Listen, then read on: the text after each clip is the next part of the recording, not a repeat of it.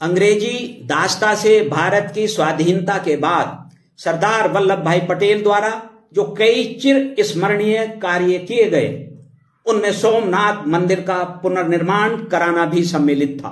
वर्ष 1947 ईस्वी में अपने काठियावाड़ दौरे के समय उन्होंने भारत सरकार के तत्कालीन निर्माण मंत्री स्वर्गीय नरहर विष्णु गाडगिल और जाम साहब के साथ 13 नवंबर को सोमनाथ मंदिर के अवशेष देखे।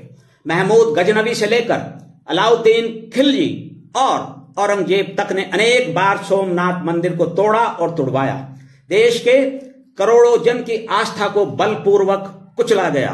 देश की सांस्कृतिक विरासत को उजाड़ने का कुकृत्य भी किया गया। हजारों लाखों आस्थावानों को मार डाला गया।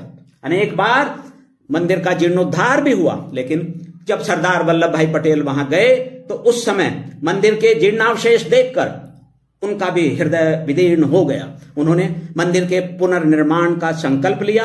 विशेष रूप से गाडगिल की इच्छा का सम्मान करते हुए जूनागढ़ में एक विशाल जनसभा में 13 नवंबर 1947 ईस्वी को ही उन्होंने आस्था तथा संस्कृति की रक्षा के लिए देशवासियों का एकजुट हो जाने का आह्वान करते हुए अपने संकल्प को दोहराया। इस हेतु जन सहयोग का भी उन्होंने आह्वान किया। गांधी जी ने भी उनके संकल्प को आशीर्वाद दिया। उनके आह्वान के परिणाम स्वरूप देश भर से सहयोग प्राप्त हुआ। उन्हीं के जीवन काल में जाम साहेब दिग्विजय सिंह जी के हाथों मई 1950 ईस्वी में शिलान्यास के साथ मंदिर के पुनर्निर्माण का कार्य आगे बढ़ा। सरदार वल्लभ भाई पटेल का यद्यपि 15 दिसंबर 1950 ईस्वी को स्वर्गवास हो गया, लेकिन विशेष रूप से कन्हैयालाल मुंशी, काका साहेब गाडगिल और जाम साहब के निरंतर प्रयासों से निर्माण कार्य आगे बढ़ता रहा।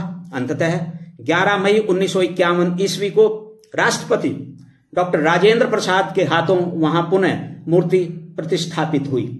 नेहरू जी प्रत्यक्ष अप्रत्यक्ष रूप से मंदिर के पुनर्निर्माण के पक्ष में नहीं थे। राष्ट्रपति द्वारा मूर्ति प्रतिष्ठापन का भी उन्होंने समर्थन नहीं किया था। यहां एक बात विशेष रूप से जानने की है। सरदार पटेल के जीवन काल में उनके द्वारा सोमनाथ मंदिर के पुनर्निर्माण कार्य को अनेक लोग महान बताते थे। उनके निधनोपरांत समय आया जब मूर्ति की प्रतिष्ठापना होनी थी, तो सरदार वल्लभ भाई पटेल के कार्य को महान बताने वाले लोगों में से अधिकतर ने कार्यक्रम में जाने में आनाकानी की और वे अंततः नहीं गए।